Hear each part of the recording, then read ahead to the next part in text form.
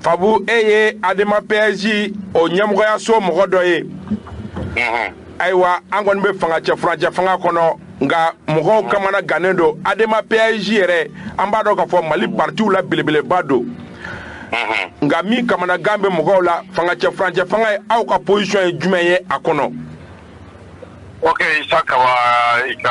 foli ika woleli jaranye. Mi faut me renouveau la me bras befou. Oui, lamine. Bon, aujourd'hui on a me tamacha là. En ka position ma dogo parce que anya fo penyana. Go ambe ou sengoroma don o me transition ko re don danya ye maliko de do.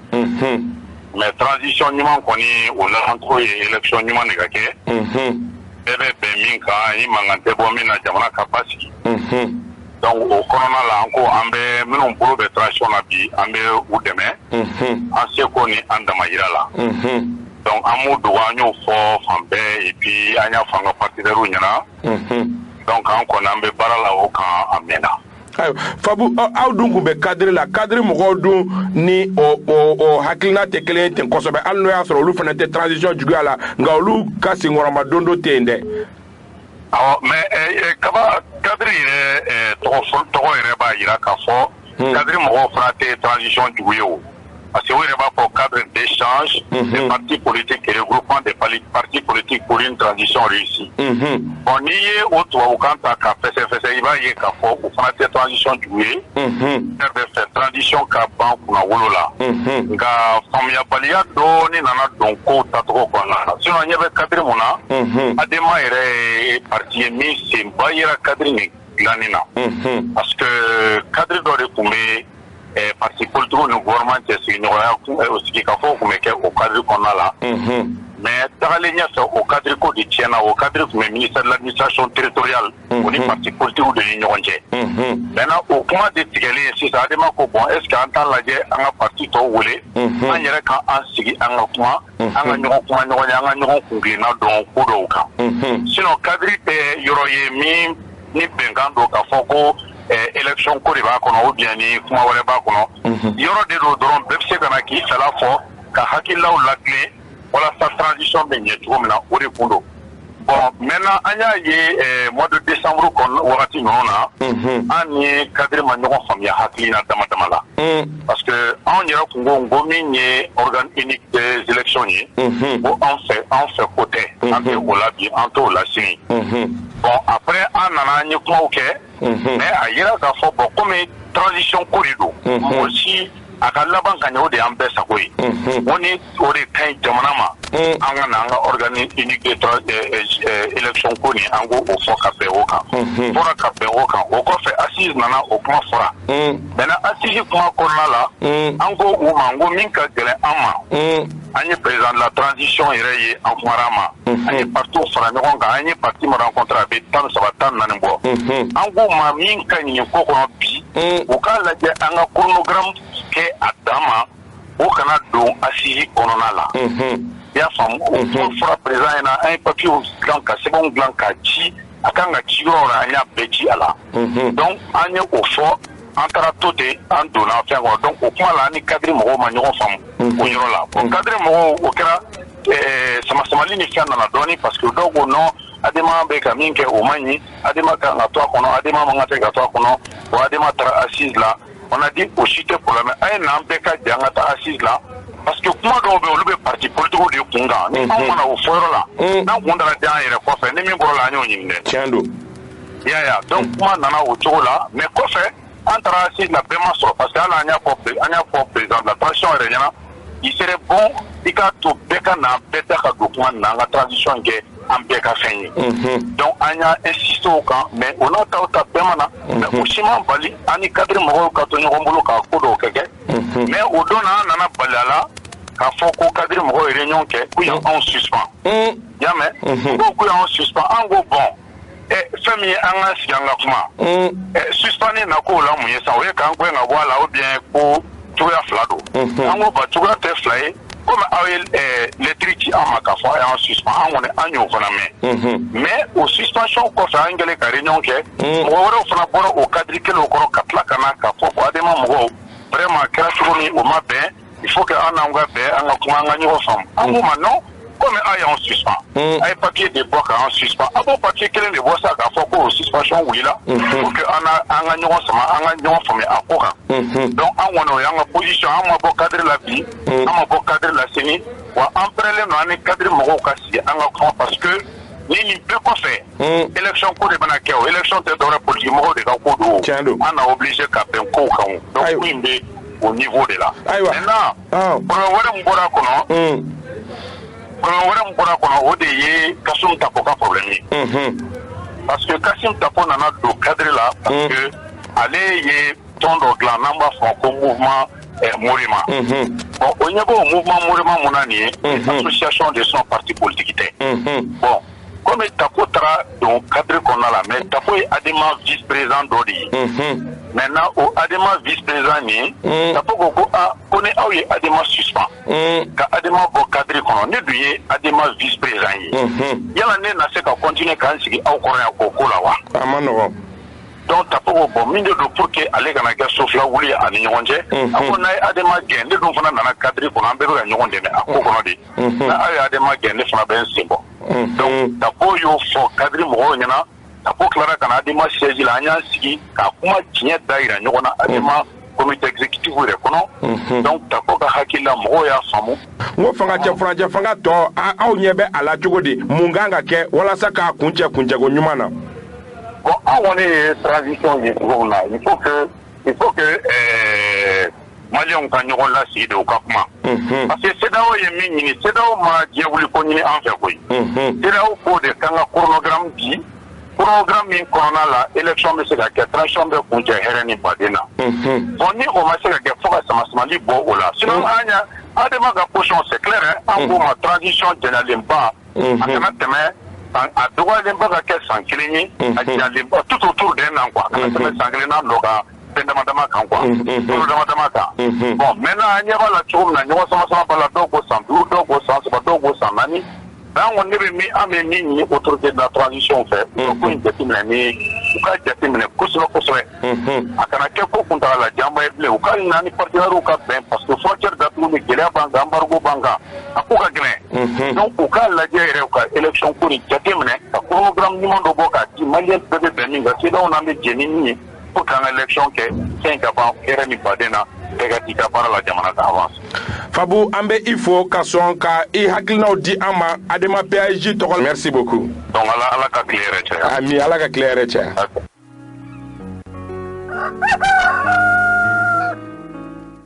Fabou Jara onka bi mawililen tuno ka bo Adema parti konnala rala silutume tarikenna ni sanga kuno sanga binani obe nege kanye sheki sanfe isa kaba yukuma sola soro ana nyola soro sisan wala likeneka.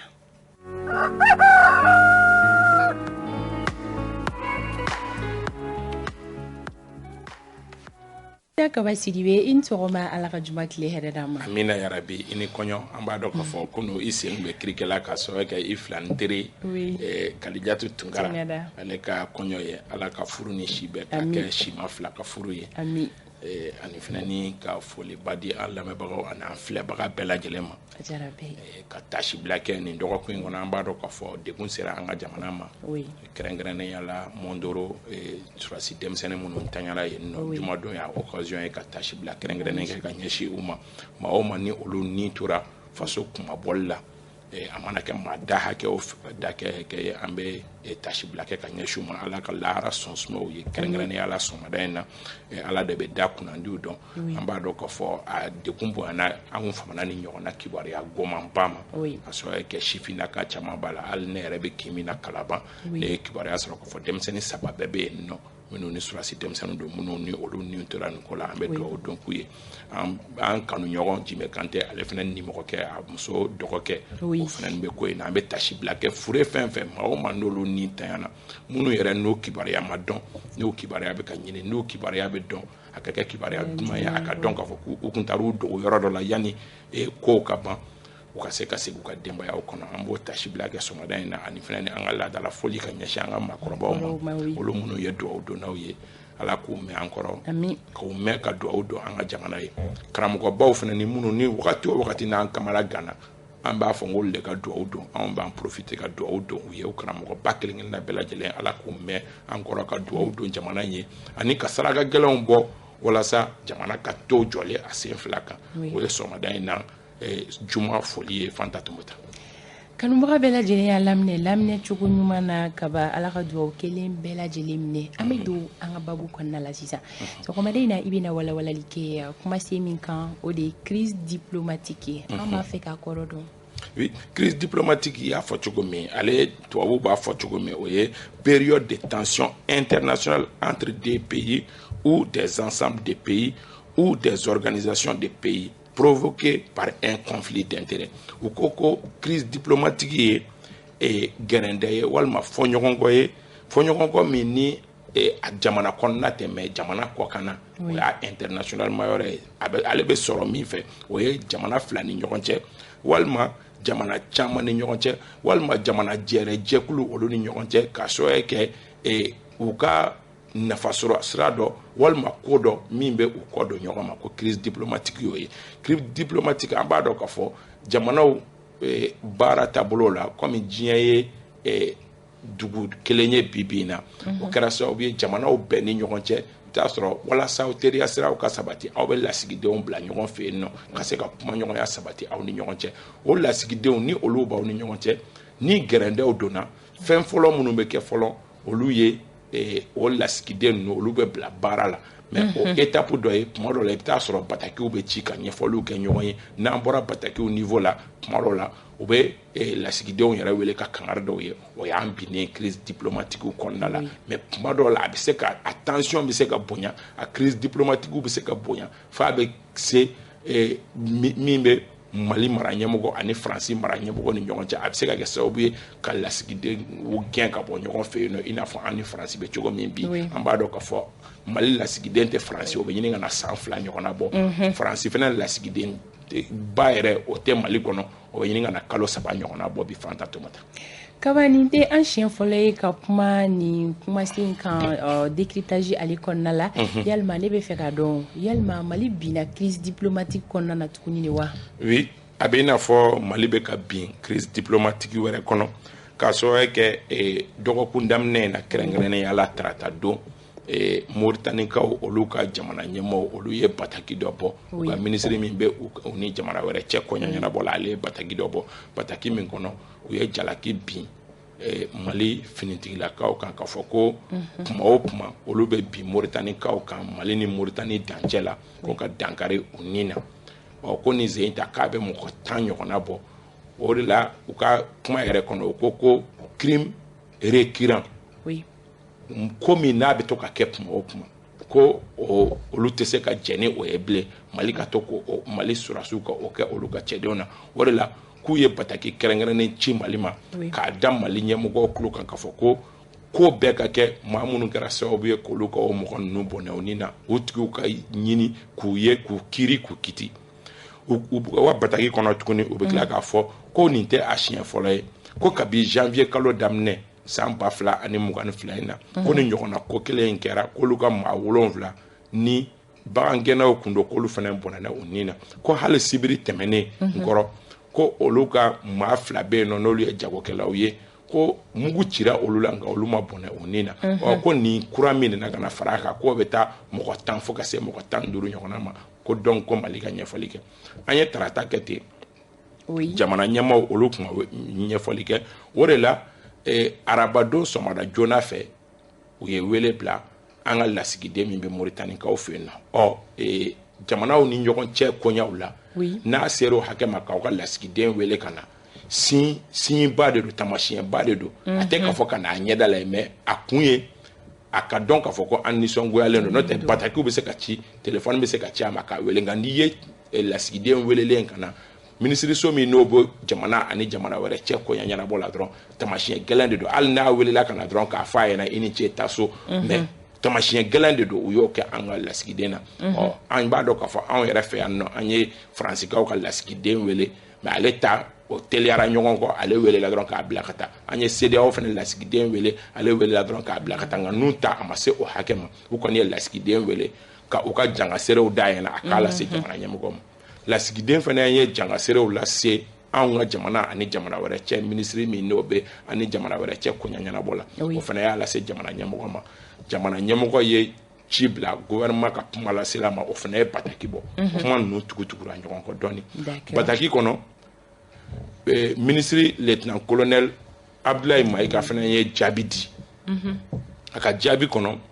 a ko Mali dusu ma kasalen don kosɛbɛ ka kɛɲɛ ni waleya min n'o kɛra Mauritanie ka olu ka denw na Mali kɔnɔ ko wa ko Mali bɛ ko bɛɛ kɛ ka se k'a ɲini k'a dɔn waleya a kɛra hukumu jumɛn kɔnɔ jɔnw y'a kɛ ko nka ko yɔrɔnin dɔ bɛ ko Mali b'o fɔ ko seereya foyi tɛ Mauritanie kaw bolo k'a yira k'a fɔ ko Mali surasiw de ye dankari Mauritanie kaw denw na Mali kɔnɔ yan nɔ ko n'o seereya bɛ Mauritanie kaw bolo u k'o seereya di anw ma joona joona walasa baaraw ka teliya a ka dɔn jɔn don ni seereyaw bɛ olu bolo seereya minnu n'u sinsin bere ka ɲi u k'o di joona joona Mali ma walasa baaraw ka teliya an kana to ɲɔgɔn lamɛsɛnya la fu la ten tɔ o de la Mali ye o laɲini min kɛ a ma ɲɛ min kɔ jamanakuntigi Assimi Goïta yɛrɛ ni Gazouani n'o ye Mauritanie ka olu ka jamana ɲɛmaa ye bi o ye ɲɔgɔn sɔrɔ nɛgɛjuru sira fɛ kumaw fɔra ɲɔgɔn ye ka kumaw faamuyaliw di juruw kun ye ɲɔgɔn sɔrɔ Mali fana ye délégation ba dɔ wuli ka bi kunu délégation ba min n'a ɲɛmɔgɔya yɛrɛ bɛ Ablaye Diop bolo n'o ye ani jamana wɛrɛ cɛ koɲa ɲɛnabɔ ministre ye ale ni ministre saba wɛrɛ don o y'u senfa ka se Mauritanie ka se ka crise diplomatique min ni an bɛ siran a ɲɛ ka se ka tasuma faga yɔrɔ jan ka sɔrɔ kɛ kun caman ye Fanta Tomata donc an bɛ se k'a fɔ hali ni crise diplomatique don a tasuma ma wara an bɛ yɔrɔ min na komi sisan o de la f'u ka siri a la kosɛbɛ joona joona ka sɔrɔ kɛ anw ni Mauritanie cɛ teriya siraw u ka jan wa bi na zango an bɛ wagati min na komi bi an magoba bɛ u la an ka tiɲɛ fɔ anw magoba b'u la ka sɔrɔ kɛ kana ɲinɛ k'a fɔ ko karangadaw suwalen don anw ye o bɛ kɛ sababu ye sira minnu bɛ anw bolo n'an m'an teliya k'an ka minɛn dɔw ladon ye walima k'an ka minɛn dɔw ta ka don o Mauritanie bɛ o jamanaw fɛ o misaliya surun ye dɔgɔkun tɛmɛnen yɛrɛ an bolibagatɔ an ye kɔɔri Mali de ye kɔɔri ɲinan kɔnɔna la anw de kɛra kɔɔri sɛnɛla la belebele ye an ka kɔɔri ka ɲi ni bɛɛ ta ye nka a tonnen tun b'an bolo yan nɔ walasa an k'a labɔ ka se ka kɔkan jamanaw lasɔrɔ an tɛmɛna n'a ye Mauritanie de fɛ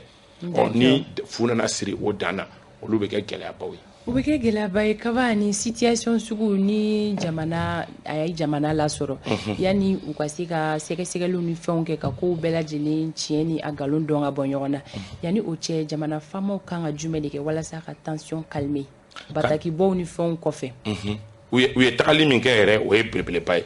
u ye tagali min kɛ o ye belebeleba ye ka sɔrɔ kɛ ni o taara ni ɲɛfɔliw kɛra i n'a fɔ Mauritaniekaw bɛ ka u bolokɔni ɲɛsin an ka surasiw ma ni u ka sɛgɛsɛgɛlikɛla minnu bɛ yen nɔ ni tamasiyɛn minnu b'u bolo ni olu b'u bolo n'olu dira a baaraw ka nɔgɔn ni nin suguyaw kɛra Fanta Tomata min bɛ kɛ sanction ye minnu ye ni a dɔnna ka fɔ Mali armée don u y'a dab'a kama wa ou bien u m'a dab'a kama n'u m'a dab'a kama ni excuse publique de bɛ ɲini ni Mauritaniekaw b'a ɲini Mali jamana ɲɛmɔgɔ fɛ de o k'a jɔ a la k'a fɔ ko tiɲɛ nin ka tiɲɛ na an ka surasi dɔw ye nin kɛ u jɔ t'a la Mali tɔgɔ la an bɛ yafa deliba kɛ Mauritanie fɛ ni o de bɛ kɛ ça c'est une possibilité Mali ɲɛmɔgɔw man ka u yɛrɛ fusaya o ma ni fana ni u ma sɔn o ma fo u y'a ɲini k'an ka taa n'a ye kiiri bolo de kan maa minnu nɔ dɔ k'a tigiw kiiri o fana ni o kɛcogow bɛ yen nɔ tribunal militaire bɛ yen nɔ surasi minnu n'olu impliquera a n'a surasi ɲɛmɔgɔ n'olu impliquera u ka kiiri bɛ kɛ u b'u yɛrɛ défend n'u y'u yɛrɛ défend nka a kiiri tɛ kɛ Mauritanie a kiiri bɛ kɛ anw fɛ yan nɔ an b'u kiiri ni ɲangini min kan ka da o kan o ɲangini bɛ da o kan a bɛɛ lajɛlen bɛ kɛ Mauritaniekaw ɲɛna o y'a ɲɔgɔnnaw ye donc pour le moment an ma se o hakɛ ma fɔlɔ kumaɲɔgɔnyaw bɛ sen na a nafa ka bon a ka dɔn fana ni ka sɔrɔ kɛ anw ka opération belebeleba dɔ de bɛ nin côté in na bi na opération ba min ni an b'a dɔn k'a fɔ Mauritanie ni Mali dancɛ la gɛlɛyaw bɛ yen nɔ gɛlɛyaw bɛ yen jatigɛ walekɛlaw tɛ gosili kɛ Mauritanie kuma si anw sigiɲɔgɔn jamana ye Mauritanie ye jatigɛ walekɛlaw a dɔnnen don k'a fɔ ko u caman jabala ye Mauritanie ye surasi cɛ e bilala yen frontière la mɔgɔ dɔw bɛ na aw sɔrɔ aw ka daga kɔnɔ tuma o tuma ka bi aw ka mugu ci aw la n'o y'a sɔrɔ u bɛ ɲɔgɔnmɛ de sanfɛ walima u bɛ fɛn wɛrɛ sanfɛ mɔgɔ wɛrɛw nana su fɛ olu bɛ ka tɛmɛ o sira kelen fɛ a ka gɛlɛn aw k'aw sigi k'o tigiw lajɛ an ka bamanankan dɔ b'o fɔ ko misibilen mana maa o maa fa faga n'i ye banfula bilenmatigi ye i b'i farati o tigi la o ɲɔgɔnna kow de don donc ko in ka lajɛ ji ɲɛma jɔlen na komi ko in an yɛrɛ bɛ cogo min bi na an ni Moritani ni ɲɔgɔn cɛ ka kun kɛ ko caman ye an b'a muɲu ko caman kan k'an da de ka u nɛgɛ n'o tɛ ko in ka gɛlɛn dɔɔni ko in ka gɛlɛn dɔɔni an yɛrɛ bɛ se k'an kan kɔrɔta ni fɛn in kuma ye dɔɔni ka mankan yɛrɛ ci dɔɔni ka sɔrɔ kɛ a bɛ b'a fɔ an ka jatigɛ walekɛlaw dogo yɔrɔ ye olu baara ye mais bi na olu bɛ position de force la anw kan donc an b'an muɲu k'an sabali magoɲala de tɛ dusu fanta tomota n'o tɛ fɛn caman b'an yɛrɛ bolo ka fɔ olu yɛrɛ ma nin ko in na.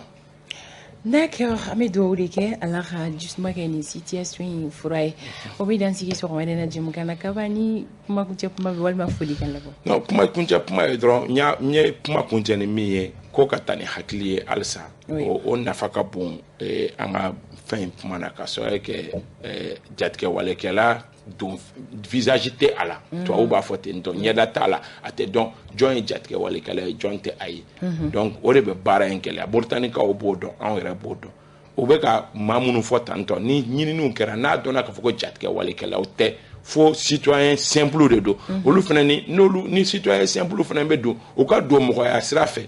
u kana don i b'a fɔ ko jatigɛ walekɛlaw bɛ don jamana kɔnɔ cogo min o suguyaw de bɛ na nin ye n'aw donna trafiquant siraw fɛ ni min y'i sɔrɔ o la tuma dɔw la mɔgɔ tɛ se k'a fɔ k'i y'a san nka laɲini don dɛ a ma nɔgɔn janto ka ko la fanta tuma d'accord Kaba k'i yɛrɛ fo foli diyara n ye foli k'an t'i bolo bi wa foli belebeleba an b'o di ka taa maa damadɔ ma kɛrɛnkɛrɛnnenya la n terikɛ Mamadu Tarawele soldat a bɛ artisanat n terikɛ ba don cɛ ka bɔ a ka jan nka a tɛ kɛlɛ fɛ